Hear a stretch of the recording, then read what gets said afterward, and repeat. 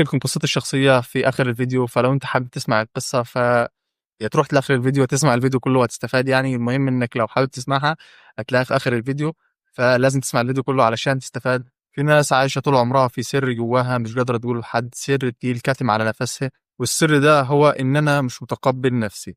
أكيد مش هروح أقول لحد إن أنا مش متقبل نفسي، ويمكن هو نفسه ما يعرفش أصلا إن السر ده موجود جواه. ممكن يبص لنفسه في المراية وهو بيكره نفسه أصلا، وممكن يكون في علاقة وهو دايما شايف نفسه أقل من شريكه، وممكن يفضل قاعد وسط أصحابه ومش بيتكلم خالص وساكت دايما علشان هو مقتنع إن رأيه ملهوش لازمة وإن محدش مهتم أصلا برأيه. والأسوأ من ده كله إنه لو نجح أو عمل أي حاجة حلوة دايما بتلاقي نفسه بتقول له إن ده مش كفاية وإن ده جيب الحظ، وإن هو أصلا ما عملش حاجة بكفاءته أو ما عملش حاجة بمجهوده، إن ده كله ما جاش بمجهوده، ده حظ. دي مصيبة، حرفيا مصيبة مصيبة. وللأسف الموضوع مش سهل ومش بيتولد فجأة كده، ولكن ليه جذور عميقة جدا جدا. تعالوا نعرف مع بعض كده ازاي بيأثر علينا، وازاي لو حد عنده الحاجة دي او السر ده جواه ومش عارف يطلعه، او ازاي يعرف انه موجود عنده اصلا. فلازم يسمع الكلام ده ويسمع الفيديو ده للآخر. ما تنساش تعمل لايك وكومنت واشتراك علشان نبدأ. يلا بينا. ما تنساش تكتب سبحان الله والحمد لله ولا إله إلا الله في التعليقات كده عشان ناخد شوية حسنات. تأثير عدم تقبل الذات وتقديرها. أول حاجة على الصحة النفسية والعقلية.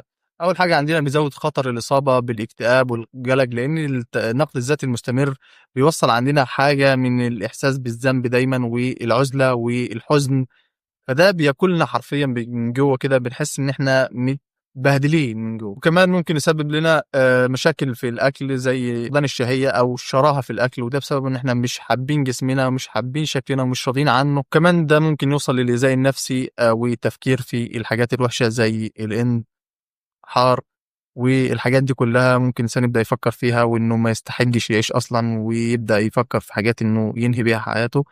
طبعا ده كله واحد. تاني حاجة تأثيره على الجسم، وده أول حاجة فيه هو إهمال الرعاية، بمعنى نوم أقل، أكل متلخبط، مفيش رياضة. وكمان التوتر المزمن بيزود عندنا الكورتيزول على طول، هرمون الكورتيزول، وطبعا ده هرمون بيفشخ جسمنا حرفيا، بيدمر كل حاجة فيه. كمان بيضعف المناعة وبيزود احتمالية الإصابة بالأمراض، فتلاقي دايما بيجيلك كل الأمراض، برد، سخونية، أي مرض تلاقيه جايلك لأن المناعة عندك بتموت. والأسوأ من ده كله إن الإنسان ممكن يلجأ لبعض الحاجات علشان يتخلص من المشاعر السلبية ديت، زي إنه يشرب كحولات، أو كمان إنه يبدأ يخش في حوار المخدرات علشان بس يهرب من المشاعر اللي بتسبب له المشاعر السلبية ديت، أو إنه ما يحسش نفسه قليل فبيبدأ يهرب. تالت حاجة التأثير على العلاقات، وده بيكون واضح جدا بالنسبة لنا إن إحنا نشوفه. شخص مش متقبل نفسه دايما عنده يقين واقتناع إنه مش هيلاقي حد يحبه، أو إن مفيش أصلا حد بيحبه، وإنه دايما أجل، فبيدخل في علاقات مؤذية. وكمان ممكن يستحمل الإهانة والتجاهل وإن الناس تهينه عادي بالنسبة له علشان مش هيلاقي حد يحبه،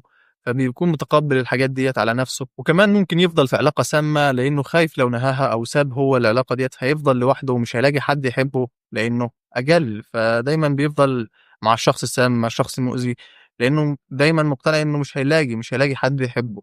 وكل كلمة نقد أو رفض بتوجعه جدا، وبيبدأ يقفل على نفسه ويبعد عن الناس، وده بيزود إحساس العزلة عنده.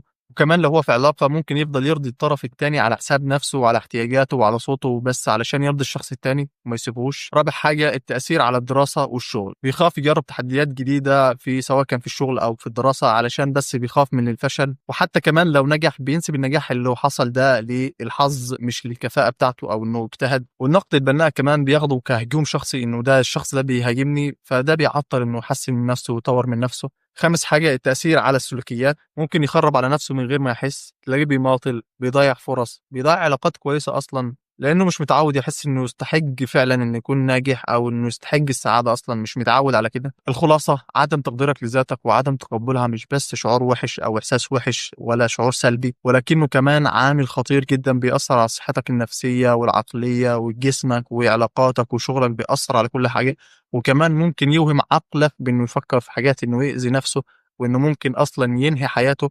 فخلي بالك من نفسك. ولو وصلت لنا ما تنساش تكتب سبحان الله والحمد لله ولا إله إلا الله في التعليقات أو أي واحدة فيهم. المهم ناخد كلنا حسنات. وكمان في نهاية الفيديو أحب أشكر صاحب السكريبت اللي ما أعرفش إن أنا خدته منه. أتمنى يكون فاد الناس وغرض منه فادة الناس يعني، بس مش سرقة. واسمه أحمد رضا. فإن شاء الله يكون في ميزان حسناته وحسناتي. الفيديو طويل جدا فعلشان كده ممكن نقسمه أو نبدأ أقول لكم القصة في فيديو تاني. تنساش تعمل لايك كومنت واشتراك، والسلام.